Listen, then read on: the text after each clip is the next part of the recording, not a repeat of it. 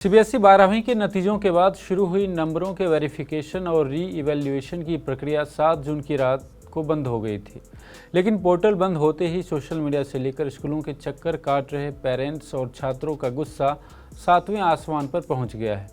कई छात्र रो रहे हैं तो कई पेरेंट्स सीबीएसई को कोस रहे हैं। पूरा विवाद इस बात का है कि तकनीकी खामियों और कड़े नियमों के चलते हजारों छात्र समय पर आवेदन ही नहीं कर पाए। विवाद की सबसे बड़ी वजह सीबीएसई का वह नियम है जिसे छात्र चक्रव्यूह कह रहे हैं।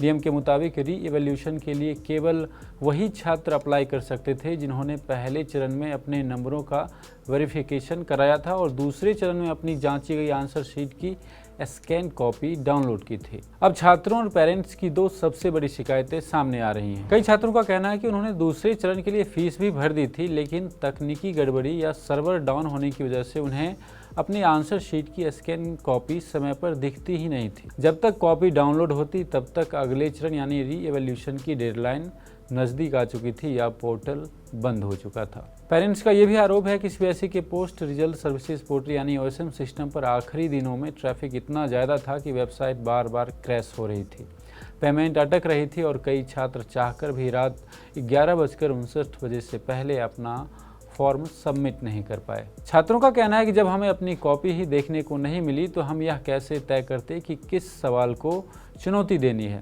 बोर्ड को तारीखें बढ़ानी चाहिए थी। अब सवाल है कि जो बच्चे री इवैल्यूएशन का फॉर्म नहीं भर पाए हैं उनके पास क्या क्या विकल्प बचा है। पहला विकल्प, सीबीएसई को आधिकारिक ईमेल और रिप्रेजेंटेशन भेजना। अगर आपके पास इस बात का सबूत है कि आपने फीस चुकाई थी लेकिन तकनीकी खराबी के कारण आपको स्कैन कॉपी नहीं मिली या आपका फॉर्म सबमिट नहीं हुआ, तो आप तुरंत सीबीएसई के रीजनल ऑफिस और मुख्यालय को एक आधिकारिक ईमेल भेजें। अपने ईमेल में पेमेंट रसीद, रोल नंबर और स्क्रीनशॉट जरूर लगाएं।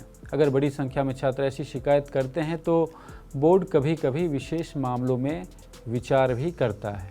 दूसरा, कंपार्टमेंट और इम्प्रूवमेंट परीक्षा। अगर आपको लगता है कि किसी विषय में आपके नंबर बहुत कम हैं और रीचेकिंग की डेट निकल चुकी है तो सबसे व्यवहारिक रास्ता इम्प्रूवमेंट एग्ज़ाम है। सीबीएसई छात्रों को अपने मार्क्स सुधारने के लिए इसी साल परीक्षा में बैठने का एक मौका देता है।